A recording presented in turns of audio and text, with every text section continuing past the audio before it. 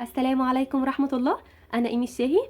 النهاردة إن شاء الله هنعمل مع بعض حامل الإكسسوارات للخواتم والساعات والحاجات كتير خالص. هنعمله على شكل كف. طريقته سهلة خالص وبسيطة وفي منتهى الشياكة، زي ما انتوا شايفين شكله كده دلوقتي. وكمان مش هياخد وقت مننا خالص، وكمان ينفع يتعمل مشروع مربح جدا ويتعمل بأسعار عالية. يلا بينا نشوف الطريقة على طول. دلوقتي أنا عندي دوت أسمنت أبيض. عندي انا كنت جايبه هنا كيلو، بس طبعا ده مش الكيلو كله، انا واخده شويه كده منه. الكيلو تقريبا سعره ب4 جنيه. والاسمنت الاسمر سعره جنيه ونص. ممكن نستخدم ده او ده مفيش مشكله، بس انا هنا جبت الابيض علشان بعد كده لما اجي اخلط معاه الوان يديني الوان يعني فاتحه وحلوه. دلوقتي بقى عندي ده لون، ايه الالوان المركزه دي اللي هي بتاعت الدهانات. انا كنت هاخد بس منه نقطه صغيره وخلاص. ممكن كمان جات لي فكره ان احنا نستعمل الوان الطعام، ناخد منها شويه ندوبها في ميه وبعدين نخلطها عليه. هبتدي بقى انا هنا اخلط بقى الميه بالاسمنت بالطريقه ديت، وهقلبهم لغايه ما يتكون عندي عجينه سايله شويه، ما تبقاش تخينه، علشان قبل ما اجي احطه واصبه كده ما تجمدش مني قبل ما اصبه، تبقى سايله كده شويه بالطريقه دي. بس انا هنا هزود شويه اسمنت عشان كميه صغيره، يعني الكيلو هاخد نصه بالطريقه دي، نص كيلو. ونص كيلو على فكره مش بيبقى تقيل، يعني الحامل مش هيبقى تقيل ولا حاجه. وبعدين هزود بقى ميه، وبعدين احط اللون، بس الاول ارجه واخد منه نقطه كده صغيره. وطبعا بتزودوا على حسب ما انتوا عايزين، سواء عايزينه غامق او فاتح. انا خدت كده نقطه وهبتدي بقى اقلب عشان عايزاه لونه لبني فاتح. وبعدين هبتدي بقى اقلب فيه بالطريقه دي لغايه بقى اما اللون يندمج كويس قوي، علشان ما تبقاش حته فاتحه وحته غامقه، ويختلط بالاسمنت كويس قوي.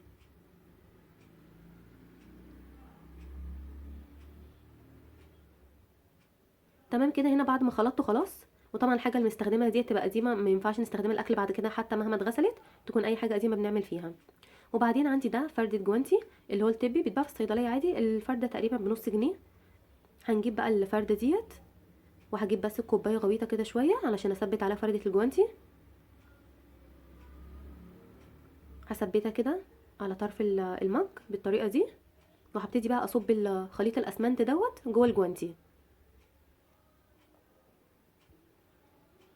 تمام كده. طبعا افضل احرك فيه لغايه ما الاسمنت كله ينزل على تحت، ولازم الجوانتي يبقى مليان عشان ما يبقاش فيه فراغات خالص. هو الجوانتي هياخد زي ما قلت نص الكميه بتاعه الاسمنت اللي هو نص كيلو. حطه بقى كله كده،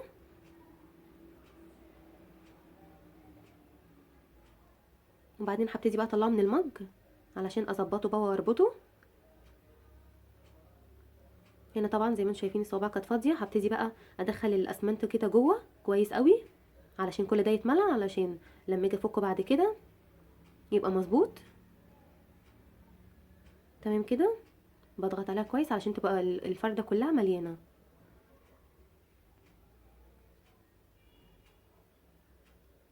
خلاص كده بعد ما حطيت الكمية كلها، هنا كان في شوية صغيرين هكملهم.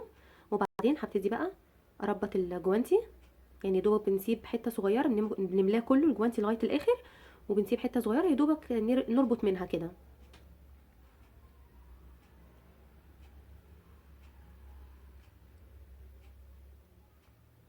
تمام كده خلاص، انا كده ربطتها. وبعدين هبتدي بقى اظبط الجوانتي كده، لازم طبعا على تكون حاجه متساويه، سواء مثلا رخامه، ترابيزه، الارض حتى، بس ما نحركهاش خالص بقى لغايه ما ينشف. نظبط كده الصوابع بالطريقه ديت والايد، ونسيبها لغايه ما تنشف خالص علشان الاسمنت يمسك كويس، ما نجيش ناحيتها خالص لغايه ما تمسك.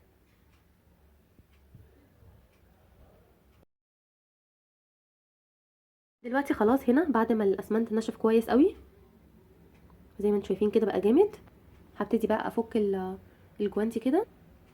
هقص طبعا الجزء ده بالمقص، وبعدين بقى هسلك كده بالراحه الجوانتي علشان طبعا لازق فيه. وكمان زي ما انتم شايفين كده من تحت كان الجوانتي داخل جوه الاسمنت شويه، بس مفيش مشكله خالص، بنشدوه بالراحه بيتسلك معانا. بس هنا وانا بفكه بقى كانت مفاجاه. ضغطت عليه شويه، استعفيت عليه، فضلت اشد فيه كده جامد، مش عارفه انا كنت مستعجله على ايه. فضلت اشد فيه كده لغايه اما صباعين اتكسروا عندي، بس مفيش مشكله، طبعا اصلحهم ولا هيهمني يعني هرميه مثلا، لا طبعا. هبتدي بقى اظبطه، ومش هيبان ولا كانه كان حصل له حاجه خالص. انا عامله هنا خليط نفس الخليط اللي احنا عملناه في الاول، عملت منه تاني علشان اعمل القاعده بتاعته. هاخد بقى كده، ده السوبع دوت او الواحد اللي اتكسر معايا، هاخد بقى كده بصبعي واحط كده هنا علشان ابتدي الزقه. وفرق اللون دوت مش هيبقى موجود اساسا، يعني انا هنا كنت مغمقه اللون شويه، بس مفيش مشكله، كل ده هيبقى لون واحد بعد كده، هقول لكم ازاي. وطبعا لازم اظبط كده بالظبط يعني على نفس الكسره اللي اتكسرت، واظبط كده.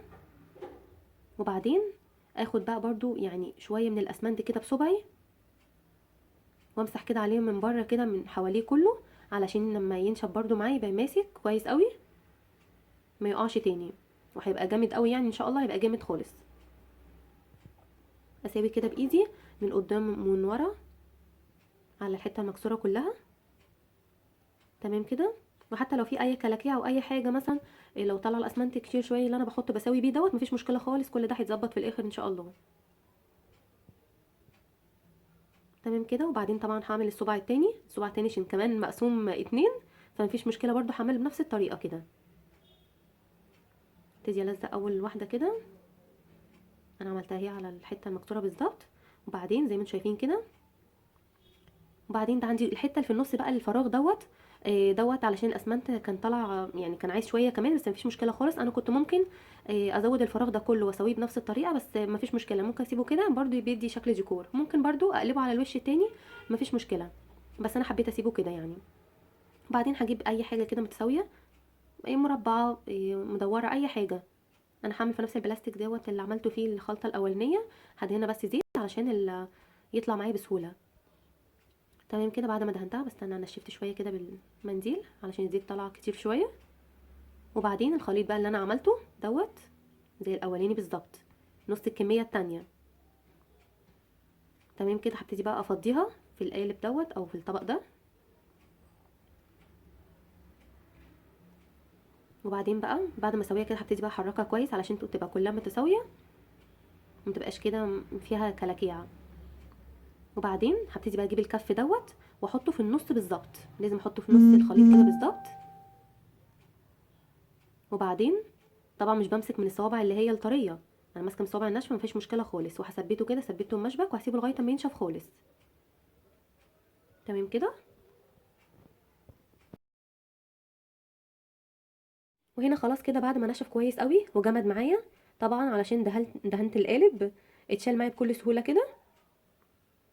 طبعا المنظر البشع اللي انتوا شايفينه دوت هيختفي تماما دلوقتي ان شاء الله، وهيبقى حلو قوي. دلوقتي بقى عندي الصنفره دي صنفره ناعمه، يعني في الصنفره طبعا درجات، في اللي هي خشنه ووسط وناعمه وارقام، يعني ديت احنا نبقى نجيب حته صغيره، نجيبها الحته ديت كلها بجنيه، بس هاخد كمان منها حته صغيره بس، صنفره ناعمه كده. وهبتدي اصنفر بقى القاعده بتاعتها. اللون الغامق ده كله مجرد ما صنفره هيطلع لي اللون الفاتح اللي تحت زي الكف بالظبط، هتشوفوا كمان دلوقتي. انا بس جبت ورقه بس احطه تحتيها علشان الاسمنت ينزل عليها زياده، وهبتدي اصنفر بالطريقه دي.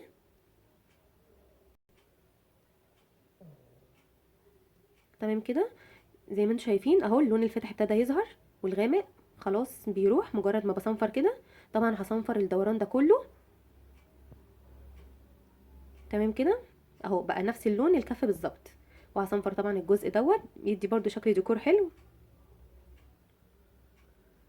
وبعدين هنصنفر طبعا الصوابع دي طبعا جمدت خلاص، بمسكها بس بسنانه كده من ورا، هي طبعا جامده جدا، بس مش معنى ان هي جامده اللي احنا نضغطها عليها يعني بزياده واحنا بنصنفر. انا صنفرت كده، صنفرت الصبع الطويل وبعدين القصير ده ابتدي اصنفره من قدام، خلصته. وبعدين هعمل الجناب بتاعته بالطريقه ديت اهو، بقى كله لون واحد، ومفيش اي بروز خالص، وكلها متساويه.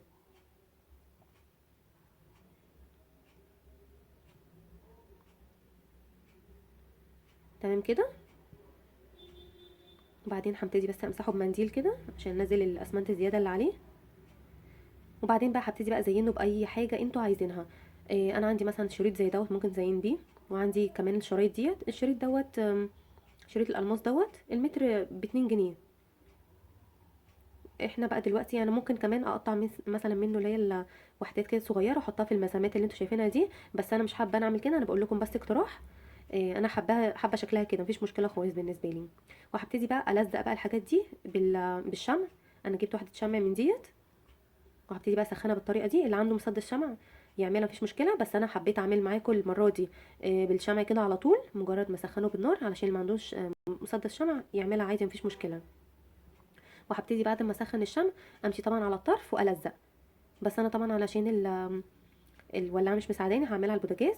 ممكن كمان بعد ما اسخنها اخد باي سن كده، زي ده سن قلم، وابتدي اوزع الشمع بالطريقه دي والزق. بس طبعا هو الشمع هنا ما كانش سايح معايا، انا لسه هسيحه على البوتاجاز، وابتدي بقى الزق الدوران ده كله. انا قصاه هنا على 2، هبتدي بقى الزق الدوران ده كله. وحطيت كمان حته عريضه هنا على الكف من تحت زي ما انتم شايفين كده. ودلوقتي خلاص ده شكل الكف بعد ما خلصته. شايفين بقى شكله في منتهى الروعه، بياخد طبعا حاجات كتير، بس انا هنا مش حاطه عليه حاجات كتير قوي. بياخد بقى خواتم، ساعات، غوايش، سلاسل، اي حاجه انتوا عايزينها تحطوها. وكمان ممكن يتحط كشكل ديكوري كده من غير اي حاجه خالص. شكله حلو قوي وطريقته سهله خالص وبسيطه.